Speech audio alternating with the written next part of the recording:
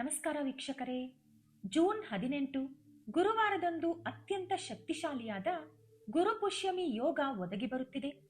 ಪುಷ್ಯಮಿ ನಕ್ಷತ್ರವು ಗುರುವಾರದಂದು ಬಂದರೆ ಅದನ್ನೇ ನಾವು ಗುರುಪುಷ್ಯಮಿ ಯೋಗ ಎಂದು ಕರೆಯುತ್ತೇವೆ. ಈ ಗುರುಪುಷ್ಯಮಿ ಯೋಗದಲ್ಲಿ ಅಸಂಖ್ಯಾತ ಅಮೃತ ಗಳಿಗೆಗಳಿರುತ್ತವೆ. ಅದಕ್ಕಾಗಿಯೇ ಈ ದಿನ ನಾವು ಮಾಡುವ ಪುಟ್ಟ ಪುಟ್ಟ ಪೂಜೆಗಳು ಮತ್ತು ಪರಿಹಾರಗಳಿಗೆ ಕೋಟಿ ಜನ್ಮಗಳ ಪುಣ್ಯಫಲ ಸಿಗುತ್ತದೆ ಅಂತ ಜ್ಯೋತಿಷ್ಯ ಶಾಸ್ತ್ರದಲ್ಲಿ ಹೇಳಲಾಗಿದೆ. ಈ ಗುರುಪುಷ್ಯಮಿ ನಕ್ಷತ್ರದಲ್ಲಿ ನೀವು ಯಾವುದೇ ಶುಭ ಕಾರ್ಯವನ್ನು ಆರಂಭಿಸಿದರೂ ಅದೃಷ್ಟ ನಿಮ್ಮದಾಗುತ್ತದೆ. ಇಂತಹ ಪವಿತ್ರವಾದ ಗುರುಪುಷ್ಯಮಿ ದಿನದಂದು ನಾವು ಯಾವೆಲ್ಲ ನಿಯಮಗಳನ್ನು ಪಾಲಿಸಬೇಕು ಅನ್ನೋದನ್ನ ಈ ವಿಡಿಯೋದಲ್ಲಿ ವಿವರವಾಗಿ ತಿಳಿದುಕೊಳ್ಳೋಣ. ಅದಕ್ಕೂ ಮುನ್ನ ನೀವಿನ್ನೂ ನಮ್ಮ ಚಾನೆಲ್ಗೆ ಸಬ್ಸ್ಕ್ರೈಬ್ ಆಗಿಲ್ಲ ಅಂದ್ರೆ ತಕ್ಷಣವೇ ಸಬ್ಸ್ಕ್ರೈಬ್ ಮಾಡ್ಕೊಳ್ಳಿ. ಹಾಗೆ ಈ ವಿಡಿಯೋಗೊಂದು ಲೈಕ್ ಕೊಟ್ಟು ಕಮೆಂಟ್ ಬಾಕ್ಸ್ ನಲ್ಲಿ ಭಕ್ತಿಯಿಂದ ಓಂ ಶ್ರೀ ಮಹಾಲಕ್ಷ್ಮಿಯೇ ನಮಃ ಅಂತ ಟೈಪ್ ಮಾಡಿ. ಇನ್ನು ತಡ ಮಾಡದೆ ವಿಡಿಯೋ ಒಳಗೆ ಹೋಗೋಣ ಬನ್ನಿ. ಗುರುಪುಷ್ಯಮಿ ದಿನದ ಅಮೃತ ಗಳಿಗೆಯಲ್ಲಿ ಕೆಲವು ವಿಶೇಷ ವಸ್ತುಗಳನ್ನು ಖರೀದಿಸಿ ಮನೆಗೆ ತಂದರೆ ನಿಮ್ಮ ಇಡೀ ಕುಟುಂಬಕ್ಕೆ ಮುಟ್ಟಿದ್ದೆಲ್ಲ ಚಿನ್ನವಾಗುತ್ತೆ. ಅದಕ್ಕಾಗಿಯೇ ಈ ಗುರುವಾರ ಸ್ವಲ್ಪವಾದರೂ ಚಿನ್ನ ಅಥವಾ ಬೆಳ್ಳಿಯನ್ನು ಖರೀದಿಸಿದರೆ ಅಖಂಡ ಧನಪ್ರಾಪ್ತಿಯಾಗುತ್ತದೆ ಎಂದು ಹೇಳಲಾಗುತ್ತದೆ. ಒಂದು ವೇಳೆ ನಿಮಗೆ ಚಿನ್ನ ಅಥವಾ ಬೆಳ್ಳಿ ಖರೀದಿಸಲು ಸಾಧ್ಯವಾಗದಿದ್ದರೆ ಬೇಜಾರು ಮಾಡಿಕೊಳ್ಳಬೇಡಿ.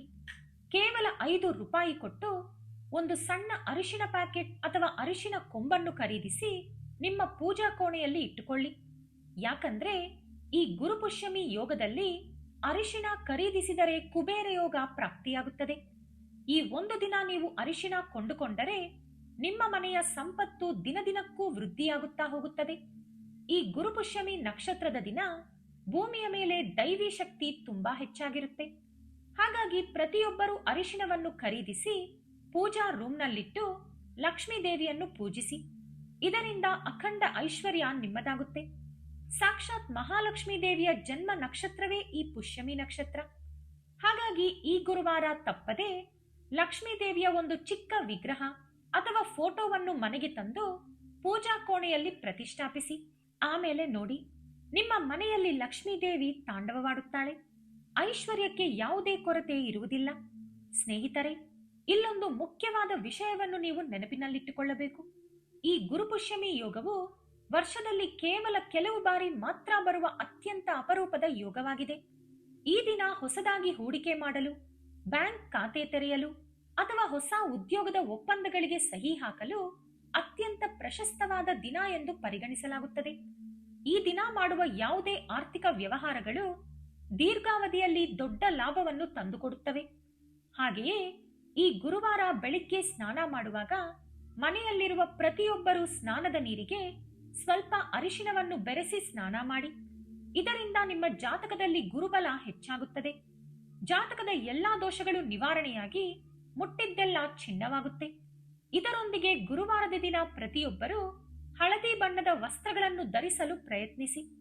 ಮನೆಯ ಹೊಸ್ತಿಲು ಸಾಕ್ಷಾತ್ ಮಹಾಲಕ್ಷ್ಮಿಯ ಸ್ವರೂಪ. ಅದಕ್ಕಾಗಿಯೇ ಈ ಗುರುವಾರ ಬೆಳಿಗ್ಗೆಯೇ ಮಹಿಳೆಯರು ತಲೆ ಸ್ನಾನ ಮಾಡಿ ಮನೆಯ ಮುಖ್ಯದ್ವಾರದ ಹೊಸ್ತಿಲಿಗೆ ಅರಿಶಿನವನ್ನು ಹಚ್ಚಿ ಕುಂಕುಮದ ಬೊಟ್ಟುಗಳನ್ನು ಇಡಿ. ಇದರಿಂದ ನಿಮ್ಮ ಮನೆಯ ಮೇಲೆ ಸದಾಕಾಲ ಮಹಾಲಕ್ಷ್ಮಿಯ ಕಟಾಕ್ಷ ಇರುತ್ತದೆ. ಹಾಗೆಯೇ ನಿಮ್ಮ ಮನೆಯ ಮುಖ್ಯದ್ವಾರದ ಮೇಲೆ ಅರಿಶಿಣದಿಂದ ಸ್ವಸ್ತಿಕ್ ಗುರುತನ್ನು ಹಾಕಿ ಹೊಸ್ತಿಲ ಹೊರಗಡೆ ಸಾಂಬ್ರಾಣಿ ಧೂಪವನ್ನು ಹಾಕಿ. ಇದರಿಂದ ಮನೆಯಲ್ಲಿರುವ ಎಲ್ಲಾ ನೆಗೆಟಿವ್ ಎನರ್ಜಿ ದೂರವಾಗುತ್ತದೆ. ಲಕ್ಷ್ಮೀ ದೇವಿಯ ಜನ್ಮ ನಕ್ಷತ್ರವಾದ ಪುಷ್ಯಮಿ ನಕ್ಷತ್ರದ ದಿನ, ಅದು ಗುರುವಾರದಂದು ವಿಷ್ಣುಮೂರ್ತಿ ಹಾಗೂ ಲಕ್ಷ್ಮೀ ದೇವಿಯನ್ನು ಜೊತೆಯಾಗಿ ಪೂಜಿಸಿದರೆ ನಿಮ್ಮ ಕಷ್ಟಗಳೆಲ್ಲ ತಕ್ಷಣವೇ ತೀರಿ ಹೋಗಿ ಅಂದುಕೊಂಡ ಆಸೆಗಳೆಲ್ಲ ಈಡೇರುತ್ತವೆ. ಹಾಗಾಗಿ ಈ ಗುರುವಾರ ತಪ್ಪದೆ ಮಹಿಳೆಯರು ಮನೆಯಲ್ಲಿ ದೀಪಾರಾಧನೆ ಮಾಡಿ. ತುಂಬಾ ಅಪರೂಪವಾಗಿ ಬರುವ ಈ ಗುರುಪುಷ್ಯಮಿ ನಕ್ಷತ್ರದ ದಿನ ಲಕ್ಷ್ಮೀ ದೇವಿಯ ಫೋಟೋ ಮುಂದೆ 2 ತುಪ್ಪದ ದೀಪಗಳನ್ನು ಹಚ್ಚಿ ಪೂಜೆ ಮಾಡಿದರೆ ಲಕ್ಷ್ಮೀ ದೇವಿ ಕನಕ ಮಳೆಯನ್ನು ಸುರಿಸುತ್ತಾಳೆ. ಅದಕ್ಕಾಗಿ ನಿಮ್ಮ ಪೂಜಾ ಕೋಣೆಯಲ್ಲಿರುವ ಲಕ್ಷ್ಮೀನಾರಾಯಣರ ಫೋಟೋ ಅಥವಾ ವಿಗ್ರಹವನ್ನು ಸೇವಂತಿ ಹೂವುಗಳಿಂದ ಅಲಂಕರಿಸಿ ಹಾಲಿನಿಂದ ಮಾಡಿದ ನೈವೇದ್ಯ ಅಥವಾ ಪುಳಿಯೋಗರೆಯನ್ನು ನೈವೇದ್ಯವಾಗಿ ಸಮರ್ಪಿಸಿ. ಈ ಗುರುಪುಷ್ಯಮಿ ನಕ್ಷತ್ರದ ದಿನ ಮನೆಯಲ್ಲಿ ಹಾಲು ಉಕ್ಕಿಸಿ ದೇವರಿಗೆ ನೈವೇದ್ಯ ತಯಾರಿಸಿದರೆ ನಿಮ್ಮ ಪೂಜೆಗೆ ದುಪ್ಪಟ್ಟು ಪುಣ್ಯಫಲ ಸಿಗುತ್ತದೆ. ಅಷ್ಟೇ ಅಲ್ಲ, ಈ ಗುರುವಾರ ಸಾಯಂಕಾಲದ ಸಮಯದಲ್ಲಿ ಅಂದರೆ ಸಂಜೆ 6 ಗಂಟೆಯ ನಂತರ ನಿಮ್ಮ ಪೂಜಾ ಕೋಣೆಯಲ್ಲಿ ಉಪ್ಪು ದೀಪವನ್ನು ಹಚ್ಚಿ. ಉಪ್ಪು ದೀಪವನ್ನು ಐಶ್ವರ್ಯ ದೀಪ ಎಂದು ಕರೆಯುತ್ತಾರೆ. ಒಂದು ದೊಡ್ಡ ಮಣ್ಣಿನ ದೀಪದಲ್ಲಿ ಕಲ್ಲುಪ್ಪನ್ನು ತುಂಬಿ ಆ ಉಪ್ಪಿನ ಮೇಲೆ ಮತ್ತೊಂದು ಸಣ್ಣ ಮಣ್ಣಿನ ದೀಪವನ್ನು ಇಟ್ಟು ಹಸುವಿನ ತುಪ್ಪವನ್ನು ಹಾಕಿ ದೀಪವನ್ನು ಬೆಳಗಿಸಿ. ಈ ಗುರುಪುಷ್ಯಮಿ ನಕ್ಷತ್ರದ ದಿನ ಸಂಜೆ ಹೊತ್ತು ಉಪ್ಪು ದೀಪ ಹಚ್ಚಿದರೆ ನಿಮ್ಮ ಇಡೀ ಮನೆ ಅಷ್ಟೈಶ್ವರ್ಯಗಳಿಂದ ತುಂಬಿ ತುಳುಕುತ್ತದೆ.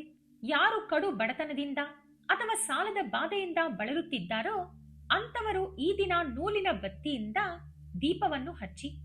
ಈ ಗುರುಪುಷ್ಯಮಿ ನಕ್ಷತ್ರದ ದಿನ ಮನೆಯಲ್ಲಿ ಪೂಜೆ ಮಾಡುವಾಗ ಓಂ ನಮೋ ಭಗವತೆ ವಾಸುದೇವಾಯ ಎಂಬ ಮಂತ್ರವನ್ನು ಜಪಿಸಿ. ಹೀಗೆ ಪೂಜೆ ಮಾಡುವಾಗ ಲಕ್ಷ್ಮೀದೇವಿಯ ಫೋಟೋದ ಮುಂದೆ 2 ಏಲಕ್ಕಿಗಳನ್ನು ಇಟ್ಟುಕೊಳ್ಳಿ. ಪೂಜೆ ಮುಗಿದ ನಂತರ ಈ ಏಲಕ್ಕಿಗಳನ್ನು ತೆಗೆದುಕೊಂಡು ನಿಮ್ಮ ಹಣ ಇಡುವ ಬೀರೋ ಅಥವಾ ಕ್ಯಾಶ್ ಬಾಕ್ಸ್ನಲ್ಲಿ ಇಟ್ಟರೆ ಮನೆಯಲ್ಲಿ ಅನಗತ್ಯ ಖರ್ಚುಗಳು ಕಡಿಮೆಯಾಗಿ ಆದಾಯ ಹೆಚ್ಚಾಗುತ್ತದೆ. ಇಲ್ಲಿ ಮತ್ತೊಂದು ರಹಸ್ಯ ಪರಿಹಾರ ಏನಂದ್ರೆ, ಒಂದು ವೇಳೆ ವ್ಯಾಪಾರದಲ್ಲಿ ನಷ್ಟವಾಗುತ್ತಿದ್ದರೆ ಅಥವಾ ಕೈಯಲ್ಲಿ ಹಣ ನಿಲ್ಲುತ್ತಿಲ್ಲ ಎಂದಾದರೆ ಈ ದಿನ ಪೂಜೆ ಮುಗಿದ ನಂತರ ಆ 2 ಏಲಕ್ಕಿಗಳನ್ನು ಒಂದು ಸಣ್ಣ ಕೆಂಪು ಬಟ್ಟೆಯಲ್ಲಿ ಕಟ್ಟಿ ನಿಮ್ಮ ಅಂಗಡಿ ಅಥವಾ ಆಫೀಸ್ನ ಗಲ್ಲಾಪೆಟ್ಟಿಗೆಯಲ್ಲಿ ಇಡಬಹುದು. ಇದರಿಂದ ವ್ಯಾಪಾರದಲ್ಲಿ ಧನಲಾಭ ದುಪ್ಪಟ್ಟಾಗುತ್ತದೆ. ಹಾಗೆಯೇ ಈ ಗುರುಪುಷ್ಯಮಿ ನಕ್ಷತ್ರದ ದಿನ ಹೊಸ ಕಸದ ಪೊರಕೆಯನ್ನು ಖರೀದಿಸಿ ಮನೆಗೆ ತಂದರೆ ನಿಮ್ಮ ಮನೆಗೆ ಅಂಟಿಕೊಂಡಿರುವ ದಾರಿದ್ರ್ಯವೆಲ್ಲ ತೊಲಗಿ ಇಡೀ ಕುಟುಂಬಕ್ಕೆ ಅಷ್ಟೈಶ್ವರ್ಯಗಳು ಒದಗಿ ಬರುತ್ತವೆ. ಈ ದಿನ ಹೊಸ ವಸ್ತುಗಳನ್ನು ಖರೀದಿಸುವುದು ತುಂಬಾ ಒಳ್ಳೆಯದು.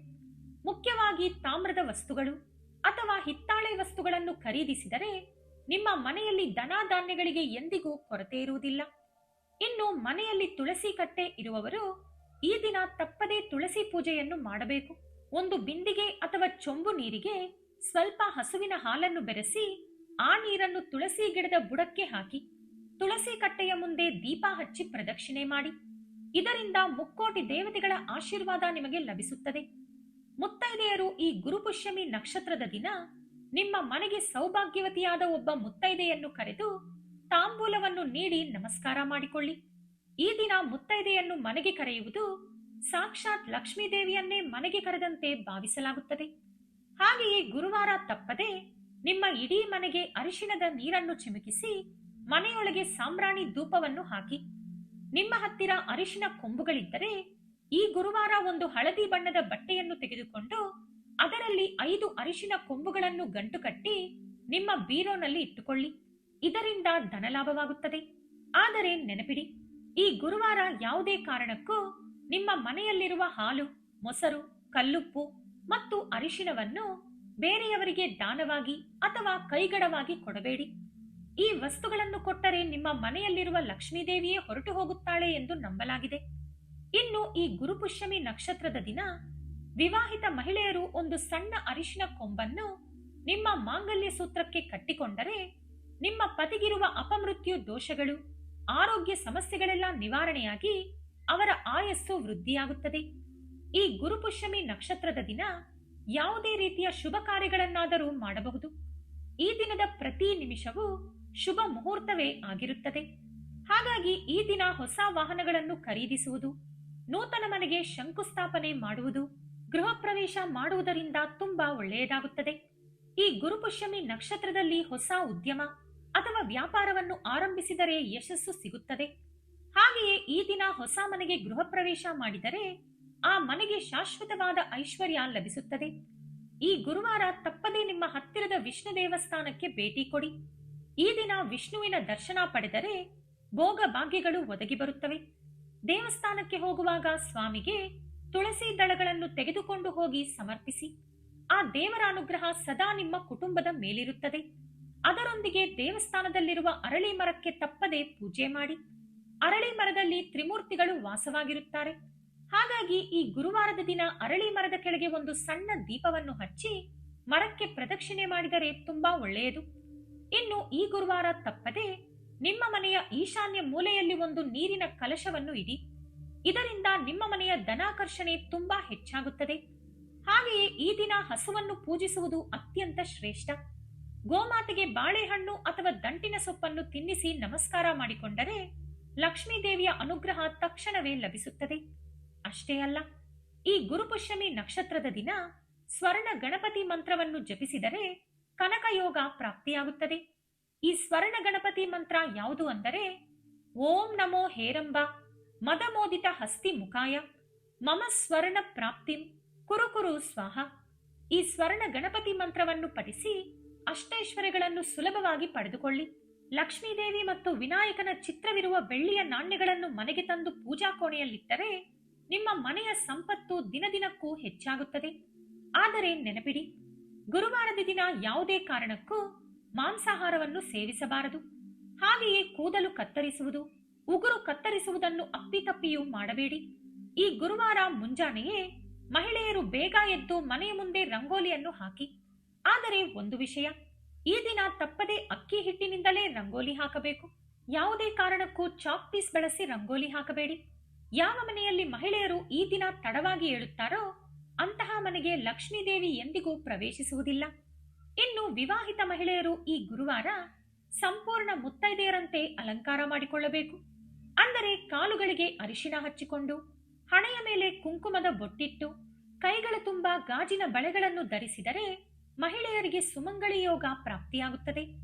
ಇನ್ನು ಓದುವ ವಿದ್ಯಾರ್ಥಿಗಳು ಈ ಗುರುಪುಷ್ಯಮಿ ಯೋಗದ ದಿನ ಹೊಸ ಪುಸ್ತಕಗಳನ್ನು ಅಥವಾ ಪೆನ್ನುಗಳನ್ನು ಖರೀದಿಸಿದರೆ ವಿದ್ಯಾರ್ಜನೆಯಲ್ಲಿ ಯಾವುದೇ ಅಡೆತಡೆಗಳಿಲ್ಲದೆ ನಿಮ್ಮ ಮಕ್ಕಳು ಉನ್ನತ ಮಟ್ಟಕ್ಕೆ ಬೆಳೆಯುತ್ತಾರೆ. ನಿಮಗೆ ಈ ವಿಡಿಯೋ ಇಷ್ಟವಾಗಿದ್ದರೆ ಲೈಕ್ ಮಾಡಿ, ಶೇರ್ ಮಾಡಿ. ನಮ್ಮ ಚಾನೆಲ್ ಅನ್ನು ಸಬ್ಸ್ಕ್ರೈಬ್ ಮಾಡಿಕೊಂಡು ಬೆಲ್ ಐಕಾನ್ ಕ್ಲಿಕ್ ಮಾಡಿ. ಧನ್ಯವಾದಗಳು.